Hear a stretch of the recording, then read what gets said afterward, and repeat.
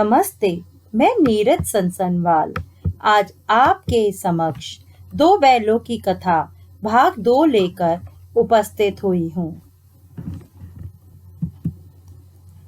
आइए सर्वप्रथम प्रेमचंद जी का जीवन परिचय मैं आपको बताना चाहूंगी। मुंशी प्रेमचंद, जन्म सन 1880, मृत्यु सन 1936, जन्मस्थान लमही ग्राम, वाराणसी। उपन्यास सेवा सदन, निर्मला, रंगभूमि, कर्मभूमि, गबन, गोदान। कहानियों का विशाल संग्रह 8 भागों में मानसरोवर नाम से प्रकाशित है, जिसमें लगभग 300 कहानियां संकलित है। करबला, संग्राम और प्रेम की वेदी उनके नाटक हैं। निबंध कुछ विचार नाम से प्रकाशित हैं। गोदान हिंदी का एक श्रेष्ठ उपन्यास है।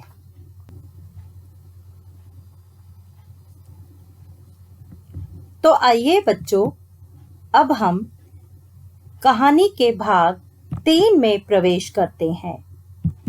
हीरा मोती कांजी हाउस में। सर्वप्रथम मैं आपको बताऊंगी कि कांजी हाउस होता क्या है। कांजी हाउस में जानवरों की हाजिरी ली जाती है और वह एक प्रकार की जेल होती है। उसमें सर्वप्रथम मैं आपको बताऊंगी कि कांजी हाउस होता क्या है। कांजी हाउस का अर्थ है पशुओं की एक प्रकार की जेल, जिसमें लावारिस जानवरों को इधर उधर घूमने तथा खेतों में फसल खाने के अपराध के लिए बंद कर दिया जाता है। अतः कांजी हाउस के मालिक की यह जिम्मेदारी होती है कि बाड़े में बंद जानवर सुरक्षित रहें और बंधन तोड़कर वहां से भाग न जाएं। इसीलिए शाम के समय उनकी हाजिरी भी ली जाती थी। कांजी हाउस में उन्हें दिन भर खाने को कुछ नहीं ना मिला। अब आप देख रहे हैं कि कांजी हाउस क्या है। यहाँ पर एक प्रकार की पशुओं की जेल, जो मैंने आपको पहले ही समझा दिया है। वहां पहले से ही कई भैंसे, बकरियां, घोड़े तथा गधे थे। सभी के सभी भूखे प्यासे मुर्दों की तरह पड़े थे। भूख के मारे हीरा मोती ने दीवार की मिट्टी चाटना शुरू किया। रात के समय हीरा के मन में विद्रोह की ज्वाला उठी। उसने बाड़े की कच्ची दीवार पर अपने नुकीले सींगों से वार किया। हर वार में कुछ मिट्टी गिर जाती। इतने में चौकीदार लालटेन लेकर वहां पहुंचा। उसने हीरा का उज्जड़पन देखकर उसे कई डंडे मारे और उसे मोटी रस्सी से बांध दिया। अब मोती को भी जोश आ गया। उसने बड़े जोश से दीवार में सींग मारा। 2 घंटे जोर आजमाइश करने के बाद उसने लगभग आधी दीवार गिरा दी। अब जानवरों की जान में जान आई। सबसे पहले घोड़ियां सरपट भाग निकली, फिर बकरियों और भैंसे भागी। गधे वहीं खड़े रहे, बोले भागने का क्या फायदा, फिर पकड़े जाएंगे। मोती ने उन्हें सींग मार मार कर भगाया, लेकिन हीरा रस्सी से बंधा था, कैसे भागता। हीरा ने मोती को कहा कि वह भाग जाए, वरना उसकी खूब पिटाई होगी। मोती बोला, मैं विपत्ति में तुम्हें कैसे अलग कर सकता हूँ। वह भी वहीं सो गया। सुबह होते ही कांजी हाउस के कर्मचारियों में खलबली मच गई। उन्होंने मोती की खूब मरम्मत की और उसे मोटी रस्सियों से बांध दिया। हीरा मोती कसाई के हाथों में। हीरा मोती 1 सप्ताह वहीं बंधे रहे। उन्हें खाने को कुछ ना मिला, बस दिन में एक बार पानी मिलता था। दोनों की ठठरियां निकल आई। अब आप देख रहे होंगे कि ये जो गायें हैं, इनकी पूरा स्केलेटन स्ट्रक्चर हमें दिख रहा है। ये पूरा इनका कांजी हाउस है, जहां उन्हें कैद करके रखा गया है और उनको खाने पीने को कुछ भी नहीं दिया जाता है। तो इस तरह से ऐसी ही ठठरियां हीरा और मोती की भी निकल गई होंगी। सिर्फ आपको एक उदाहरण के रूप में मैंने ये पिक्चर दिखाने के लिए लगाई है। एक दिन उनकी नीलामी होने लगी। कोई भी खरीदार उन्हें न खरीदता। अंत में एक कसाई ने उन्हें खरीद लिया। वह जिस तरह कूल्हे में उंगली गोद कर देख रहा था, उससे हीरा मोती कांप गए। नीलाम होकर दोनों डढ़ियल कसाई के साथ चले। वे अपने भाग्य को कोसने लगे। कसाई उन्हें भगाए जाता था। रास्ते में उन्हें गाय बैलों का रेवड़ नजर आया। वे सभी प्रसन्न होकर उछल कूद कर रहे थे।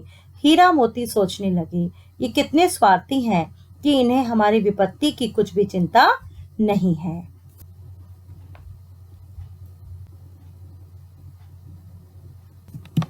झूरी के द्वार पर सहसा हीरा मोती को लगा कि वे रास्ते उनके जाने पहचाने हैं। अब उनके दुर्बल शरीर में जान आने लगी। जल्दी ही झूरी का घर नजदीक आ गया। वह तेजी से भागने लगे और थान पर खड़े हो गए। झूरी ने उन्हें देखा तो दौड़ा, उन्हें गले लगाने लगा। बैल भी झूरी का हाथ चाटने लगे। डढ़ियल कसाई ने बैल की रस्सियां पकड़ ली। झूरी ने कहा, ये बैल मेरे हैं। कसाई बोला, मैं इन्हें नीलामी से लाया हूं। वह बैलों को जबरदस्ती ले जाने लगा। मोती ने उस पर हसीन चलाया। डढ़ियल भागा। मोती ने उसे भगाया तथा गांव से दूर कर दिया। झूरी ने निहाल होकर नांदों में खली, भूसा, चोकर और दाना भर दिया। दोनों मित्र खाने लगे। गांव में उत्साह सा छा गया। मालकिन ने आकर दोनों के माथे चूम लिए। क्यों चूम लिए मालकिन ने? की ये पहले तो मालकिन चिढ़ गई थी कि भैया। आइए बच्चों, अब मैं इस कहानी का संदेश आपको बताना चाहूंगी। इस कहानी का संदेश क्या है? यह कहानी अप्रत्यक्ष रूप से आजादी के आंदोलन से जुड़ी हुई है। ये दो बैल सच्चे भारतीय हैं, जिनमें से एक गांधी जी की अहिंसा का समर्थक है तो दूसरा उग्र स्वभाव वाला है। दोनों मिलकर आजादी पाने के लिए संघर्षरत रहते हैं। झूरी का घर स्वदेश का प्रतीक है, जहां आने के लिए दोनों व्याकुल रहते हैं। उन्हें इसके लिए अनेक बाधाएं झेलनी पड़ती हैं। जैसे क्रांतिकारियों को काला पानी की सजा होती थी, उसी तरह इनको भी कांजी हाउस में बंद कर दिया जाता है। वहां ये अपने साथियों को मुक्त कराते हैं। दोनों को मारने के लिए बधिक के हाथों बेच दिया जाता है, परंतु अंततः ये झूरी के घर अर्थात स्वदेश वापस आ ही जाते हैं। इस प्रकार निसंदेह यह कहानी आजादी की लड़ाई की ओर संकेत करती है।